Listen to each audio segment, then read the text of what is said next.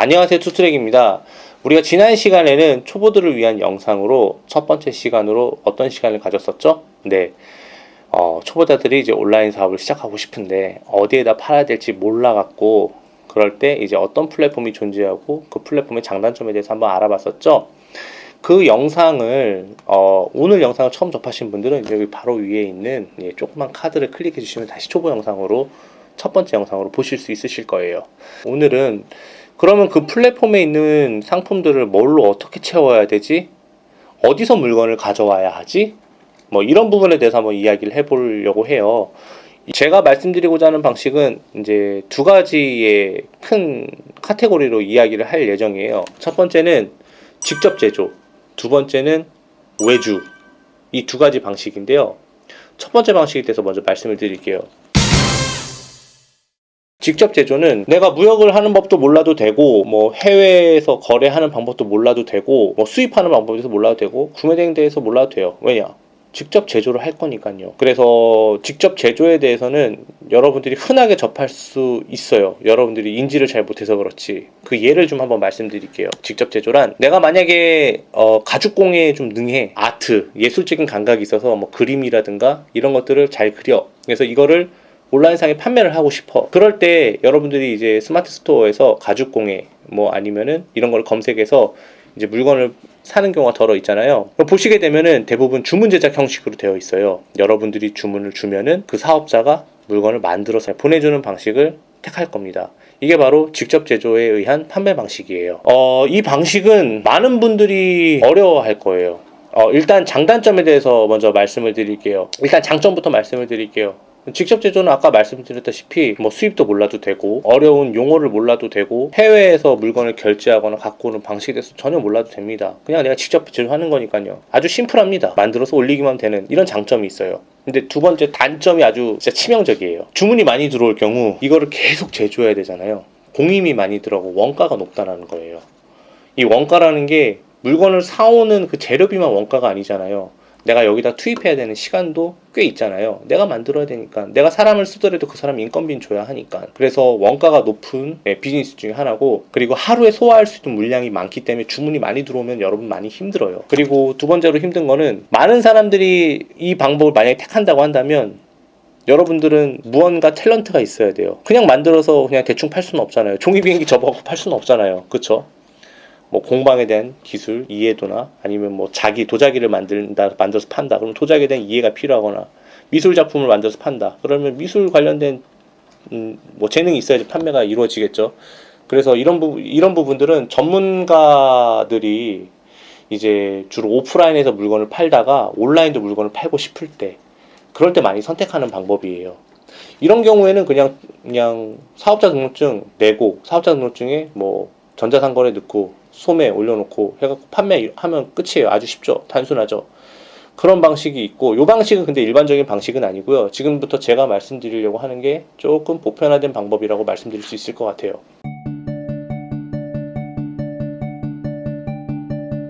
공장에서 제조된 물건을 판매하는 방식입니다. 이 공장은요, 국내 공장이 있을 수도 있고요, 해외 공장이 있을 수도 있겠죠. 국내 공장을 한번 예를 들어볼게요.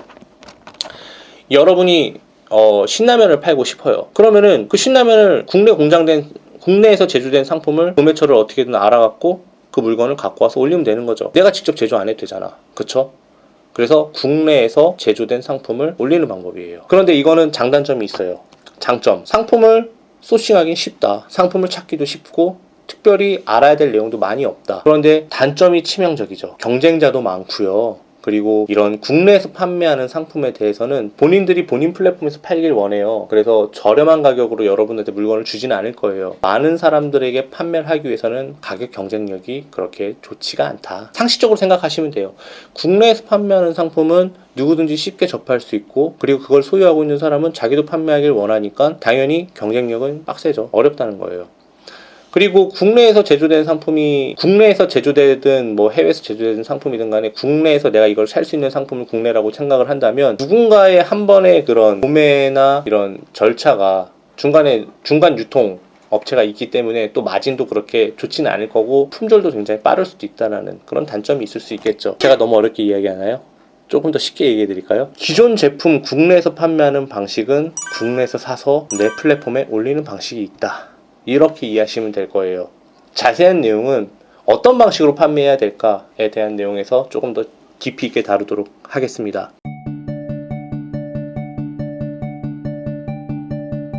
그러면 이제 많은 사람들이 가장 많이 선택하는 방법, 바로 공장에서 제조된 상품을 해외에서 가지고 와서 판매하는 방식에 대해서 말씀드리도록 할게요. 여기도 두 가지의 방식이 있어요. 첫 번째는 기존에 만들어진 제품이 있고요. 그리고 기존에 만들어지지 않은 내가 디자인을 해서 혹은 내가 상품을 기획해서 공장에 의뢰해서 판매하는 방식이 있겠습니다. 첫 번째, 기존에 있는 상품에 대해서 판매하는 방식에 대해서 말씀을 드리자면요. 여러분들이 해외에서 물건을 사야 될 거 아니에요. 왜냐? 해외 공장 이야기를 하는 거니까. 그런데 이 해외에서 물건을 사올 때 어디서 사올까요? 초보자들은 1688이 뭐냐면요. 우리나라 도매국이라든가 오너클랜이라든가 이런 것들의 중국판이에요. 그쵸? 그런 데서 물건을 대량으로 수입을 해서 가지고 와서 판매하는 방식이 있겠죠. 물론 구매 대행으로 타오바오로 해서 갖고 오는 방식도 있죠. 이것도 해외에서 물건이 제조된 상품이니까. 판매 방식은 제가 나중에 또 말씀드린다고 말씀드렸어요. 장점과 단점에 대해서 이야기를 할게요. 이 방식은요, 많은 사람들이 동일한 상품을, 동일한 브랜드를 팔고 있기 때문에 경쟁력이 조금 떨어져요. 하지만 국내 거보다는 조금 괜찮겠죠.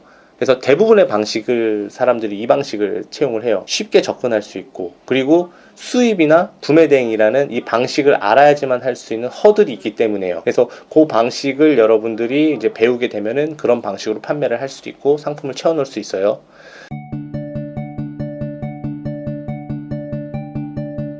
오늘의 이야기할 것 중에 가장 어려운 건데요. 이거는 그냥 이해만 해도 되게 좋을 것 같아요. 대부분 내가 쇼핑몰에 무언가를 팔고 싶다고 생각을 할 때 이런 방식을 많이 생각해요. 내가 머릿속에 구성하고 있는 아이디어 상품을 이거를 만들어 팔면 정말 좋겠다. 혹은 여기에 내 브랜드까지 넣으면 너무 좋겠다. 그러니까 대부분의 이 온라인 판매자들은 거기가 거의 최종 목적지예요. 브랜딩이나 내 상품. 그쵸? 그래서 이 방법에 대해서 말씀드리자면은 이것도 국내 공장에다 의뢰하는 방법이 있지만 국내보다는 해외에 의뢰하는 게 더 커요. 왜냐면은 국내는 인건비가 높고 해외는 조금 저렴한 부분이 있는 부분이 있고, 그리고 그것을 전문적으로 다루는 나라일수록 단가가 더 싸니까요. 그래서 대부분 중국에서 많이 의뢰를 하는 편이에요. 우리가 본 생필품 딱 열어보면 대부분 메이드 인 차이나야.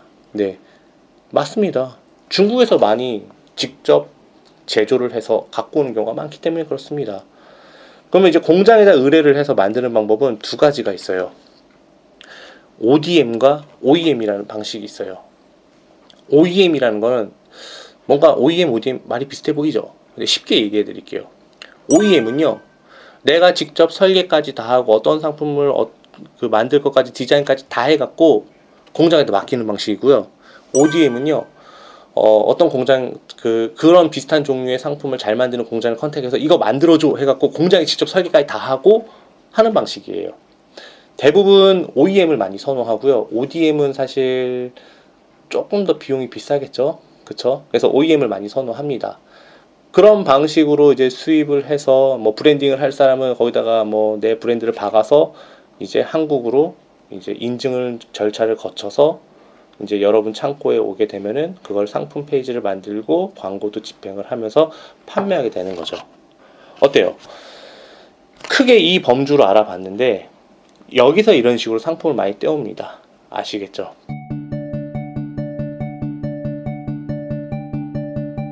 그러면 이렇게 기존에 없는 상품, 기성품이 아닌 상품을 만들었을 때 장단점을 말씀드릴게요.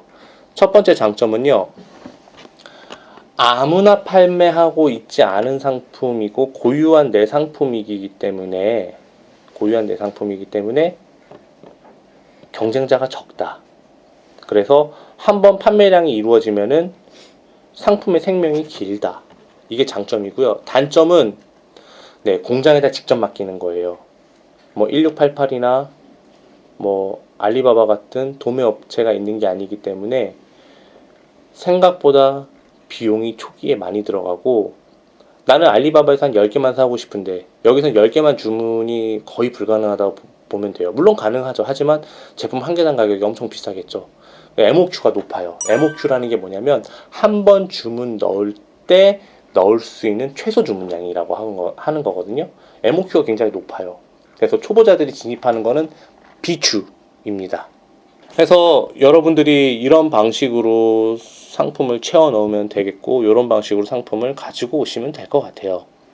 어때요? 한번 알아보니까 별거 없죠? 예. 이제 여기서부터 이제 심화가 들어가는 거예요. 이제 상품을 소싱하는 방법이라든가, 그리고 트래픽을 읽는 방법이라든가, 뭐 경쟁 강도 있는 키워드를 넣어서 하는 방법이라든가 해서 이제 판매를 이제 이루어지는 방법까지 다 다룰 예정인데, 오늘 이야기는 여기서 마치고요. 다음 시간에는 제가 여러분들한테 어떤 내용을 말씀드릴 거냐면 판매하는 방식에 대해서 말씀드릴게요. 보통 여러분들이 알고 있는 위탁 구매 대행, 병행 수입, 사입, 뭐 이런 여러 가지 방법이 있죠. 그런 방법에 대해서 말씀을 드리도록 하겠습니다. 제 영상이 좋았다고 여러분들이 생각하시면 좋아요와 구독, 알람까지 꼭 부탁드리도록 하겠습니다. 감사합니다. 투넥 믿고 따라와!